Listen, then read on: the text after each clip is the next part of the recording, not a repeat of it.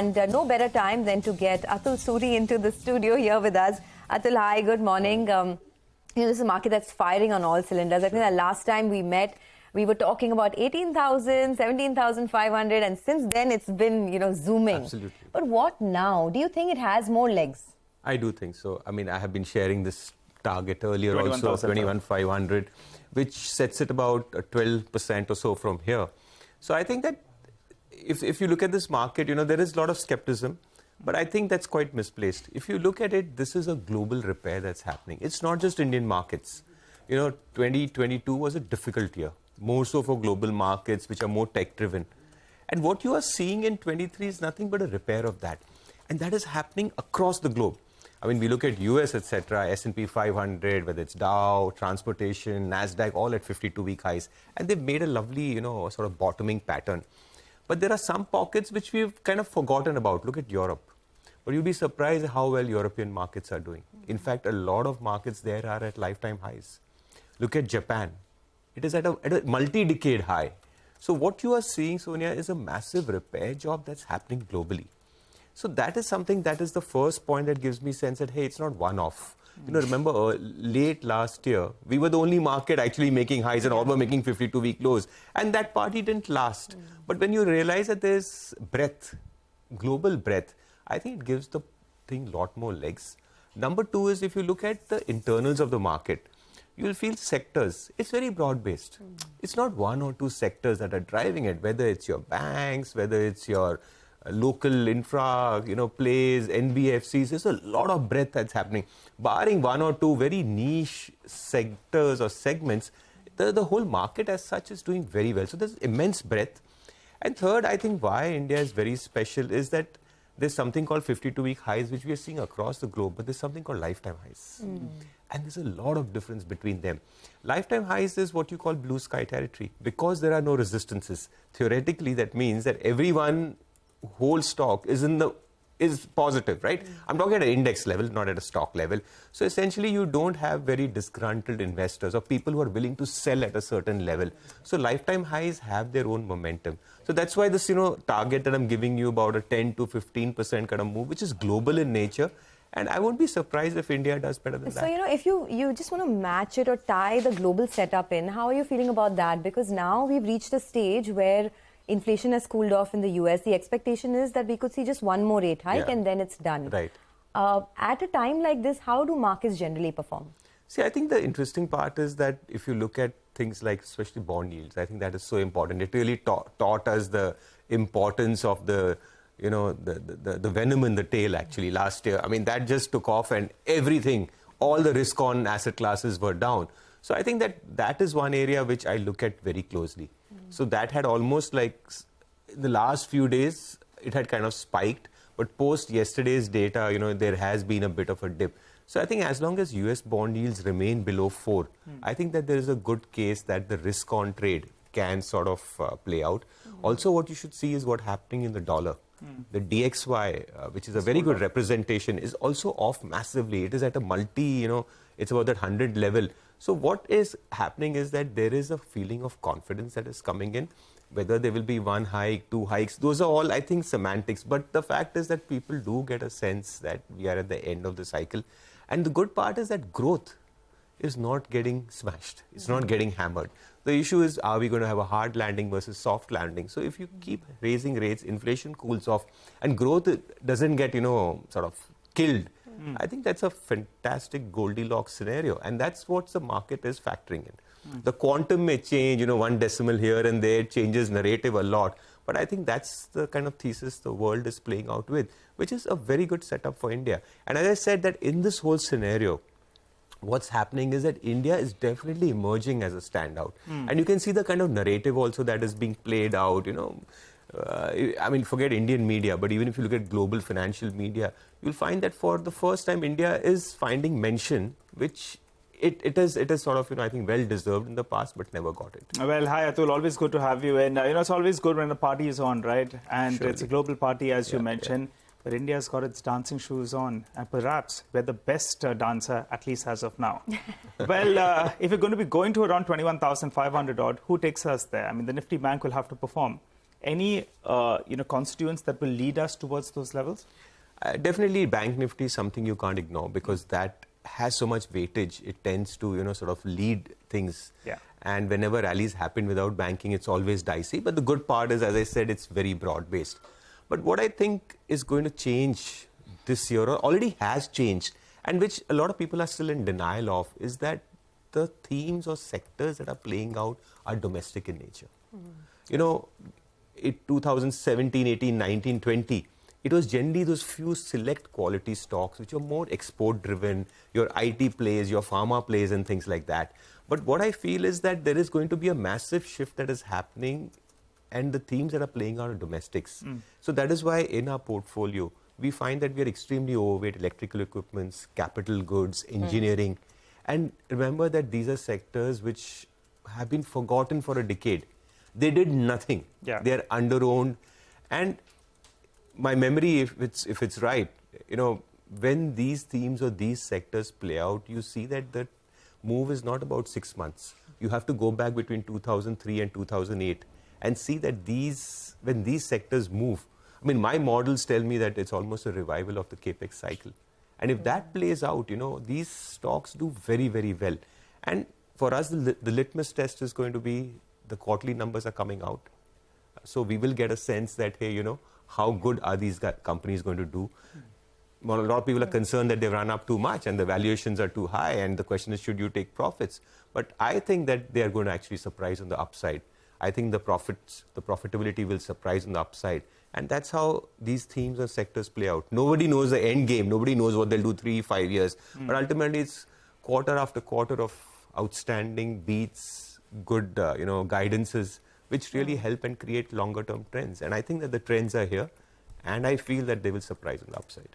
So, Atul, hi, morning. Morning. Just tell us the next HAL, and I think, then we won't ask you any more questions. I wish I knew. I wish I knew. Nobody knows. And I tell you, if somebody says they know, they don't know. Then they don't know. Yeah, okay, makes us feel a little Nobody better. knows. I'll tell you, this market it's like Lego, If you see the kid play a Lego thing, it's all blocks. They are building blocks, Like 10 years later, this will happen, that will happen. I'll tell you, we can't predict 10 days later. The important part is it's a process. And the process is a Lego block building process, Yeah. Companies will deliver numbers, the prices will move, trending earnings lead to trending prices. And that is what it is. If I say I know what's going to happen 10 years later, I'm fooling myself. That's the beauty of someone like Atul, that humility is such a huge thing, right? You've been through so many market cycles. I think the markets made you humble. So okay, on a jokes aside, but on a slightly more serious note, because you're so optimistic about this part of the market, industrials and capex, and we do have, at least I have very clear memory of what happened between 2005 and 2008. Right. People don't know how to wrap their heads around this. Right. Because whether it is industrials or whether it is stocks now in the electronics manufacturing space, a lot of these are very small companies, small caps, mid caps, your Sirma, Keynes, and some of even Cyan DLM, the new listing. Right. 40 times forward multiples, 50 times, and you see these stocks go up, on a daily basis, 10 and 20%. Sure. So first instinct is this is going to come down bad. It's just human tendency, right? So you might have a big miss happening there. So how do investors wrap their heads around this and get ready to play this big cycle? What is a perfect PE? Is 30 PE good, 20 PE good, 50 PE? It's all linked to growth. If the company grows and gives you beats, all these things get justified. Yeah. All these things get justified. And if you have all these high PE stocks which don't give you that level of growth, they get battered. So ultimately, it's all, as I said, these are Lego building blocks. You will only come to know in the future. I will show you many companies which are 70 and 80 Ps and have gone to create, in fact, the biggest wealth creators in the country were never cheap. The biggest wealth creators were never cheap. They always, and every time people kept cribbing and cribbing and cribbing. But the fact is they kept delivering numbers. And the moment you do that, it gets justified. And remember, we are using historical, right? Forward, we don't know. If the beats come, suddenly these things keep getting adjusted down. And So don't let PE scare you when you're talking about capex and industrials. I guess it's not a very simple number that you can look at it in a very linear fashion and you can divide it across the market for all stocks. Every company has its dynamics. I think PE is more of an art. Okay. It's not a science. The it's science not a and number. art debate. It's not a number. Like EPS is a number, right? But PE is something Abstract. Okay. Yeah. Well, you know, one space that you got bang on was autos. I mean, I remember you telling me last year that, you know, the space to be in is autos. And since then, the stocks have been flying. Sure. But do you think there's a lot more upside now? I remember you saying that not so much in the frontliners, but it is the, you know, broader markets, the ancillary stocks that you like. Yeah, yeah. But even the frontliners, I mean, an M&M is up 30% this year. Absolutely. Yeah, yeah. Do you think the best But is the over? common thing, Sonia, is electric mobility. Yeah. If you look at all these companies, even in the front line, even in the ancillaries, wherever the touch of electric mobility or promise of electric mobility is there, you'll find that the moves have been stellar. Stellar. Some in the small and mid caps are like disbelief. They've beaten what IT stocks did. So I feel that if you can, even in auto, because you know it's such a big theme, your frontline stock, ancillaries is such a big universe. If you're able to identify the theme of electric mobility, I think that is where, you know, you find that there's a lot of interest. It's not too late to get in. Absolutely not. Yeah. Absolutely not. Like in my portfolio, I have a large exposure, but to auto ancillaries which have an electric side to it, you know, and substantial. I think that those have done very well. And again, it's not global. It's not just happening in India. It's not that, you know, we are gone out of the whack or we are doing stupid. It's happening globally if you really see. There's a lot happening. This can dramatically change a lot of things, you know. So that's why I like that theme.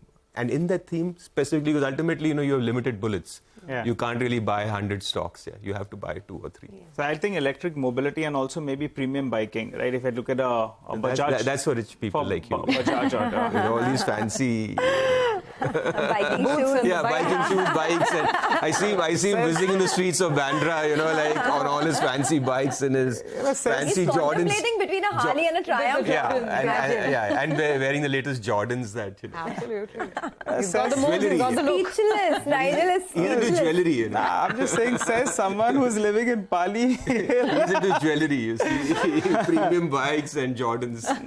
I mean, just to clear the air, just one bike, but I'm hoping to get the other one. But a connoisseur knows, one connoisseur knows another. No, So you're- There you go. Thanks, Sonia. Back me up.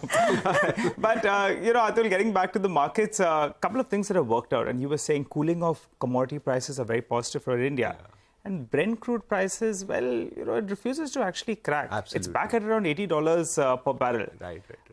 What kind of levels are you looking at on Brent? And as well as the dollar index, you briefly spoke about it at the start of this conversation. Is that headed much lower? Because these are going to be two big positives for India. I totally agree. In fact, commodities is something which I really watch, you know, very closely, because definitely they are raw materials, and we know how profitability gets affected of these companies. We saw that last. And crude really is not just a demand-supply game. It is total politics, and it's actually cartelization. And if you look at the way the Saudi is at it, they are like determined to do whatever is to keep prices higher. Yeah. So Brent, as I understand it, or as I look at it, it's stuck in the 70 to 90 kind of range.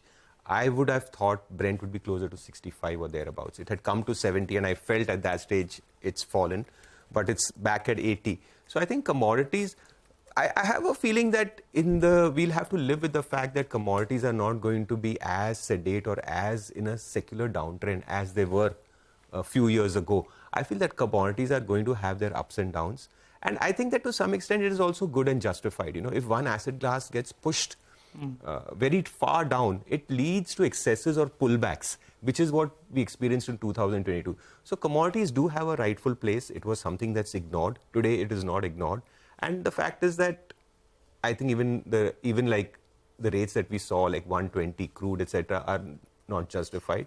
But maybe what we saw where crude had almost gone into negative also is not justified. So I feel that a range of, I would say, you know, where we are from 70 to 90 is good enough. We'll have to live with it. Ultimately, you have to pay for them, and you need to have more investments. So I think this has been a very big reality check, a reality shock, where the whole ESG thing had come out and all commodities were, you know, considered polluting, etc. I think that there's a major reset. So commodities are not going to crack. They will create heartbeats, Yes. murmurs, but I don't think it's going to create heart attacks. Okay. Atul, finally, leave us with the thoughts on technology and IT, because something very interesting is playing out. Yeah. Companies are posting absolutely flat growth. They're saying demand environment is uncertain, some cancellations, but stocks are not falling.